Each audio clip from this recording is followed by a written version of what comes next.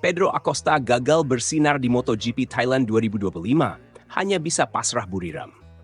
Thailand, pembalap muda berbakat dari tim Red Bull KTM, Pedro Acosta, harus menerima kenyataan pahit usai tampil mengecewakan di MotoGP Thailand 2025. Start dari posisi ketujuh, ia mengalami insiden yang membuatnya kehilangan banyak waktu dan akhirnya finish di posisi ke-19 tanpa membawa pulang satu pun poin. Awal yang menjanjikan, berakhir tragis.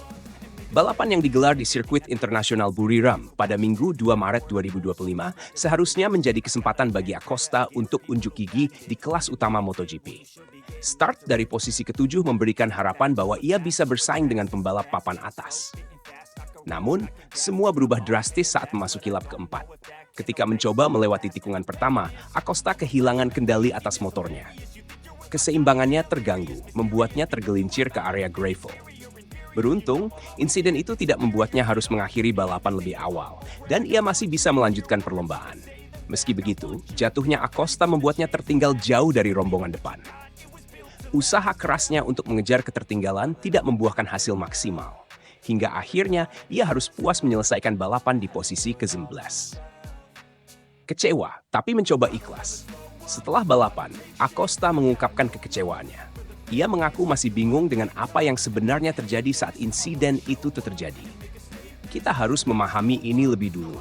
Saya berada di belakang Marco Bezzecchi, sedikit melebar, kehilangan keseimbangan, lalu kehilangan kontrol pada roda depan. Itu kecelakaan yang cukup normal, tetapi kami harus memahami mengapa bagian belakang motor kehilangan grip dan menyebabkan situasi seperti itu, ungkap Acosta. Acosta menyoroti pentingnya memahami karakteristik motor KTM RC11 agar bisa lebih kompetitif di balapan berikutnya. Ia dan timnya berencana untuk melakukan analisis lebih mendalam terhadap performa motor agar kejadian serupa tidak terulang. Ketika Anda memindahkan beban dari bagian belakang ke bagian depan, semuanya berubah. Ini kombinasi dari beberapa faktor. Kami masih harus banyak belajar untuk memahami bagaimana motor ini bekerja dan apa yang masih kurang. Dengan begitu, kami bisa lebih kompetitif, tambahnya. Potensi besar yang tertahan insiden. Meski gagal meraih poin di Thailand, Acosta tetap merasa percaya diri dengan performanya secara keseluruhan. Menurutnya, jika insiden tersebut tidak terjadi, ia yakin bisa finish di posisi 5 besar. Kecepatan saya sebenarnya tidak buruk. Saya kehilangan sekitar 40 detik karena jatuh.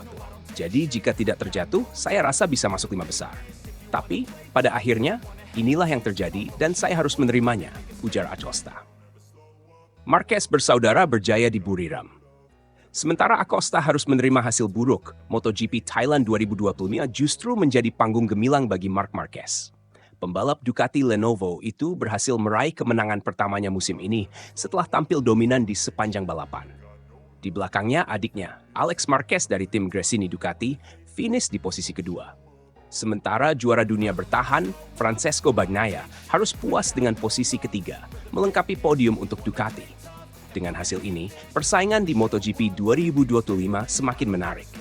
Bagi Acosta, balapan berikutnya akan menjadi momentum untuk bangkit dan menunjukkan bahwa ia memiliki potensi besar di kelas utama.